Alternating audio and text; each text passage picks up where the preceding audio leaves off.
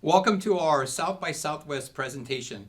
Unfortunately, as you know, we couldn't be there with you in person, but we thought we'd videotape this and in the convenience of my office. So welcome to my office. I'd first of all like to thank the South by Southwest Committee for allowing us again an opportunity to share with you what the Texas Workforce Commission does to serve our clients, our customers, our industry needs. And so what a better way to do it than to have folks like Courtney Arbor and Desi Holmes joining me today in my office. So we have Courtney Arbor, who's going to start off. Courtney Arbor is the workforce director for the agency and oversees multitude of responsibilities here with the agency. One of them is adult education and literacy, another one is child care, and then obviously one of her main responsibilities is to work closely with the other agencies here in Texas. So Courtney, I'm going to go ahead and turn it over to you, but I'm going to ask you some questions, and again, I want to thank you and Desi Holmes for being able to participate in today's panel discussion, which I hope is going to be very informative. So Courtney, welcome to our panel discussion. One of the things that I wanted to share with our folks that are viewing us today is what the Texas Workforce Commission has done that can actually be replicated in other parts of the country. What has your division done specifically to address those individuals that have either been furloughed or been placed out of work? Well, Commissioner, we knew in March and in April that things were happening so fast, and with so many different industries being impacted and so many Texans out of work and not sure what to do next, that we had to really get creative. So we took a look at, as you mentioned, we provide a lot of federal funding down to local agencies like workforce boards and educational institutions and nonprofits, and they do different job trainings or job preparation programs. Well, we knew early on that we had put money in grants that might not be used because of the pandemic and people weren't able to gather. So we looked at some of those grants and pulled some of the money back. We also looked at all of the available balances of funding we had here at the state level and basically scraped everything we could together to put it into new grants to support both employers and Texans during this time to help them transition. I think notably, the Workforce Commission took 6 million unemployment insurance claims during this time. So we had so many Texans out of work very quickly. That's more claims than we've taken in 5 years. And so one of the things we did immediately was took some of those dollars I just mentioned and contracted with a company called Metrics Learning. And so can you share with the audience what Metrics Learning is? Sure. Metrics Learning has more than 5,000 courses available online, and we made that available to every person in Texas who's receiving unemployment, and then expanded it even beyond that. People are able, from their home or from a public library now or wherever they have internet, are able to log into these classes and prepare themselves to go on their own and take certification tests such as Microsoft, Oracle, Amazon, CompTIA, just to name a few.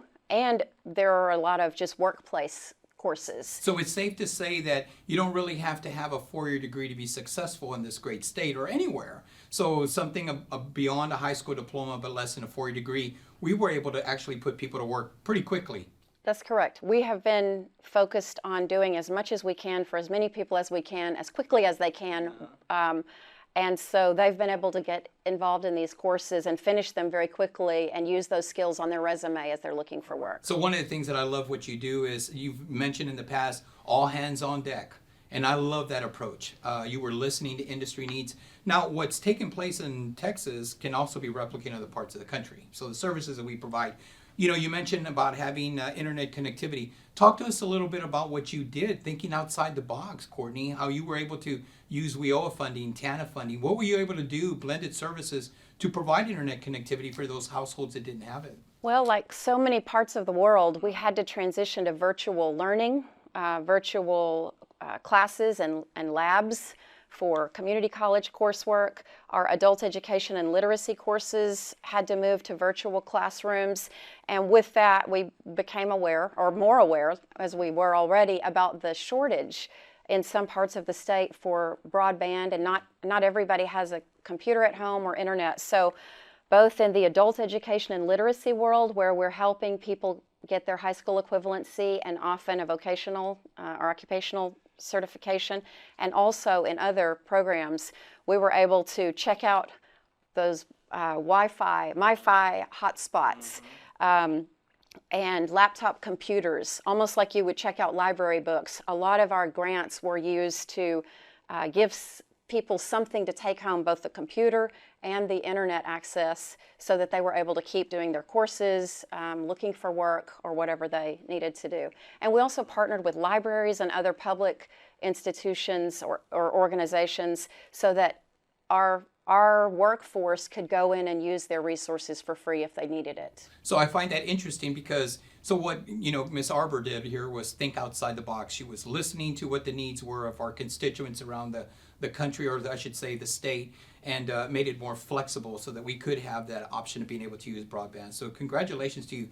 Let's talk a little bit about what you've done for childcare. I mean, obviously, if you don't have childcare, you don't have people going to work, or actually folks going to school, or being able to take advantage of some of these programs you offer. The Texas Workforce Commission administers the subsidized childcare program, and before the pandemic, we had about 6,500 providers in the state who are working with one of our different workforce boards to provide childcare to help low-income families with childcare. During the pandemic, that number dropped from 6,500 to 2,000. So the benefit of having the subsidy program in the Workforce Commission, because we're workforce minded, was that we were able to see it from the employer's point of view, the actual provider, and also the families and the essential workers that needed the care. So our agency, Commissioner, you all, were able to make flexible, or use your flexibility within policy to make changes that helped those providers stay open and then helped essential workers access care. So now we're back up to about 5,500 subsidized providers, and more than 108,000 kids are getting care right now. So for our viewers and for those that are listening, prior to the pandemic, the unemployment rate was at 3.4. And we're slowly starting to see an increase on folks being put back to work. And I really appreciate the fact that we're rethinking on what higher ed really is, and how, Courtney, how you and your division have actually been looking at ways to reskill and, again, retool. I know that some of the funding that you've put out there has allowed those customers of ours to be able to provide them with the tools needed. Sometimes there's a challenge on what we can use our funding for, but thank you for that. And then talking to our customers about the business, the skills specifically needed during this COVID period. Is there anything in particular you'd like to address? What we experienced in 2020? Well, the Skills Development Fund is a great example of a program where we exercised flexibility. That program, often in partnership with the Workforce Board and community and technical colleges, helps employers upskill their new and current workers. And during the pandemic, we saw a real need to shift very quickly and help employers get new skills for their workforce, whether in safety or going contactless or curbside. Or maybe they were transitioning their manufacturing and production to something entirely new, like suddenly they're making hand sanitizer or gloves or masks. And so the Skills Development Fund was an area where we helped the workers and employers transition to whatever new skills they needed by working with the community college or technical college to provide training, often on site for the employer. And I love what you did, because you took an application. Again, let's talk about what you did for 2020, the COVID. You took an application that was somewhat lengthy at one time, and now you've shortened it to like a one-pager where we got the money out there. Like you said, the commissioners, with the help of the commissioners, we were able to appropriate millions of dollars. And if up to this day, I think we still have some money available, and we'll be able to increase it if we want to at a later date. But the fact that you guys thought outside the box and put this money out there, I mean, we're training folks in disinfecting and stuff like what you're saying. I see that we're even putting out media equipment out there, or media tools, so that folks in the restaurant and hotel industry can use to disinfect. Am I correct? That's right, Commissioner. In fact, we had a donation from the IKEA Foundation for close to $5 million, and which we were so appreciative of. And with that, we've been able to do a lot of innovative work to help employers through analytics and tools they need to go curbside or to provide training for their workforce. And we've also been able to support Texans with those dollars as well. But I believe what you're referencing is that we've used some of the IKEA donation or the funds donated by IKEA to develop, or we're working on these now, videos for restaurants and retailers that, particularly small businesses who might need some tips on how to transition their business if they haven't already, and some lessons learned, helping them transition to contactless, curbside, for example. And we're partnering with the Texas Restaurant Association to provide certifications in food safety and food handling to a lot of Texans who will soon go back to work. That industry was particularly hard hit, and so that partnership will help a lot of Texans and Texas restaurants at no cost gear up for their rehiring. So one of the things that I find very creative about the individuals, not only that are here with me today, but just, the various departments that we have is, to think about the blended services that we provide. The Office of Employer Initiatives has been excellent. The fact that the local 28 workforce boards that we have around the state have been very cooperative, and so we're very fortunate that folks have stepped up and really, like Courtney said, all hands on deck. I really like that approach, and things that we've done here in Texas, again, can be replicated in other parts of the state. We only have 25 minutes to explain to you all the various programs that we have, but we want you to know that later on we're going to share with you a website that you're certainly welcome to take advantage of, so that we can, if you want some more information on some of the services that were discussed today, or what are some additional services that we have, certainly look that up. And so again, I'm going to turn this portion now over to Desi Holmes. Desi is our Director of Apprenticeship. We're so excited about some of the things that she's actually done during this time. You're going to be able to see that some of how creative she's been with some of the resources that she has, and some of the conversations actually that she's had with major employers and even small business owners. So please keep in mind that the programs that she has apply to both big employers and small employers. So Desi Holmes, again, is our Director of Apprenticeship. And so, Desi, I wanted you to share with the audience and those that are viewing some of the things that you've been able to do during the pandemic, how you've been able to think outside the box, work closely with Courtney Arbor and her office. So if you could, share a little bit about, your program, what apprenticeships are, and the distinction between that and some of the other programs that you have. Well, I'll continue on Courtney's thing about all hands on deck. All hands on deck to us, our agency's huge. It has a lot of different components to it, like Courtney's already talked about, adult education, vocational rehabilitation, and we service a lot of different individuals, disabled veterans, foster youth, which is close to my heart. We try to still get all the agency together, all the different departments to work on what can we do for these different populations. So it's all hands on deck, not just staff in our individual departments. It's the whole agency working towards this. With COVID, as far as our programs, when this first struck in March and April, they were like, what do we do? A lot of our programs had somewhat transitioned over to virtual learning, but some had not. So we had to work with how can they deliver training? What was going to be acceptable for our funding levels? What was going to be accepted with DOL? Because we work Department of Labor. We work closely with them.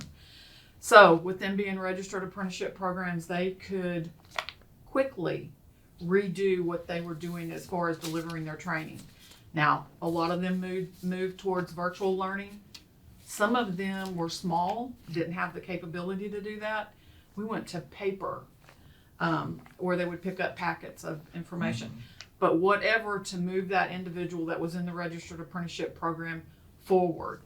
And what I think was a telling of how successful we were in that is from last year to the end of this year, we only dropped 5% of the apprentices that we were funding.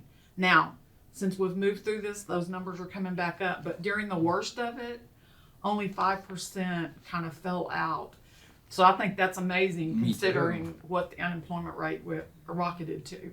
kind of close to my eye, so I can kind of bring a tear to my eye about that. Well, you know what I love about what you've done is, when we talk about registered apprenticeship programs, Desi, in the past, a lot of our viewers and of course people here may think that apprentices were always associated with the construction trades, iron workers, the plumbers and pipers, which is a great occupation. These are great paying, we like to say in Texas, careers. And so what have you done just in the last year? I'm amazed by some of the things that you've done to shift that mindset that apprentices are now in healthcare, childcare, and IT. You want to share a little bit about what you've done? Apprenticeship is all about competencies. If a business has competencies that they need their employees to learn to become their best employee, to build their expertise, to build their skill sets, apprenticeship is it. And it's not just building trades anymore. It's not your grandparents' registered apprenticeship program. It's childcare to cybersecurity, broadband to beer making. It's all driven by an employer's interest in the program. It's not, we don't develop the programs. It's developed because there's an employer that identifies the need for their training to bring all of their employees up to their best. You're not going to have every employee be the exceptional employee, but you have them, bring them to their best so they can contribute to your bottom line. So it's all about competencies. If an employer wants to do it, healthcare has been growing in leaps and bounds. Cybersecurity, I mentioned, a lot of IT is exploding. And of course, there's skills that those individuals need to have. So I love the fact that we've taken such a strong interest in apprenticeship in Texas. Our goal here is to continue focusing on apprenticeship. We'd like to see pre-apprenticeship programs grow in the high schools, transition over to a registered apprenticeship program. Some of the things that you've been a part of along with other people here are things like tiny homes, Desi, and articulation agreements. I'd like for you to share with our audiences that you were able to put a program in place with the help of DOL, a registered apprenticeship program in the high schools. We do have several programs that work in the high school that are a clear career pathway to a registered apprenticeship program or to an employer, to a job. That's what pre-apprenticeship program is and apprenticeship. It's not train and hope. It's a career pathway to a job. So when programs come to us, they say what they want to do, and we figure it out. If it works in a high school, that's a great opportunity for our youth to grow into and have direct entry into a job. And these jobs, a lot of parents might think, and even at some point our coworkers thought, no longer, that you take on a apprenticeship program to be able to get to a job. It's and it's education. It's clearly an education. We have gone through, and Commissioner Alvarez and Courtney were involved, where we worked with colleges, higher education coordinating board, and programs to articulate into WECM courses, college courses, that a college could award based on an apprentice's completion, DOL, Department of Labor completion certificate, into within 3 to 4 classes of an associate's degree. So it's clearly an education, it's clearly an on-the-job learning, and they were paid during this period of time. So they've earned money and not created debt. So it's kind of a debt-free education. And it's picked up a lot of momentum. And the fact that you've actually exposed people to, you reference how to make beer, and you took that exactly, that specific skill set from listening to employers. Now, Texas was blessed that we were able to actually have companies like, Tesla, Oracle, which was mentioned earlier. But these people have all been in contact with Desi talking about this is the specific skill set. And I want to thank our panelists because we've been promoting that you can be successful in this great state of ours with an apprenticeship's industry recognized credential. I would be remiss if I didn't acknowledge some of the other things that DESI's done, and that is the industry recognized apprenticeship program, which we reference as the IRAP program. And this specifically came from folks at DOL and folks in DC, and now you're putting it in place. And if I'm not mistaken, the rules have been completed for this. The rules haven't been completed on our standard recognized entity. We're a standard recognized entity by Department of Labor. We are putting those rules in, they are being drafted now. Probably won't move forward to approval until June or July. But it's going to be a very interesting aspect where it's just a different spin on apprenticeship. It's still the same model, still work, still get training, still move towards highly skilled, highly paid jobs. So it's going to be interesting that DOL still looking at doing this, because they just recognized 9 more standard recognized entities. We were in the group of the first 18, which I thought was amazing. We were the only state agency that was recognized at that particular time. And like I said, it's just a different aspect and a different way that Texas Workforce Commission will be able to support these types of initiatives of making career pathways for our youth. And you know, what's interesting is that everything that we're talking about actually can be replicated anywhere. It's just listening to industry needs. DESI has been able to put together conferences that have been held annually to share with folks about starting up an apprenticeship program. The distinction between a recognized industry apprenticeship program, which is IRAP, a registered apprenticeship program, what is a CTE course. So there are so many things that we've been able to accomplish, but part of the challenge is educating folks on the various options that are out there. And I just want everyone to know that we try really hard here working with our fellow agencies, and thanks to Governor Abbott for allowing us to partner up with the Texas Education Agency and the Coordinating Board, 3 agencies that are working together to make it possible for us to be able to provide these services to individuals, Texans, actually at no cost to them. And again, I'd like to reiterate that the importance that we like to focus on careers and not jobs here. And so, you know, I'm just so excited. There are so many things that we could share with our audience about the services that we provide. Again, there will be a website at the bottom indicating to everyone that there is an opportunity for you to do a little bit more research on some of the programs that we do. You know, we were very fortunate to have folks that made it possible for us to have House Bill 2784, which was the IRAP program, and just some of the other things that we've done. But again, thanking Governor Abbott for allowing us to be able to be a little bit more creative, putting people to work. You heard a little bit about some of the programs that we have: child care, adult education and literacy, helping individuals that are incarcerated. I want to thank you all for allowing us to be a part of this year's presentation, and I want to thank the folks at South by Southwest for allowing the Office of Labor, along with my fellow commissioners, to be a part of this year's discussion. We hope this was informative, and we look forward to next year's presentation. Thank you. Thank you.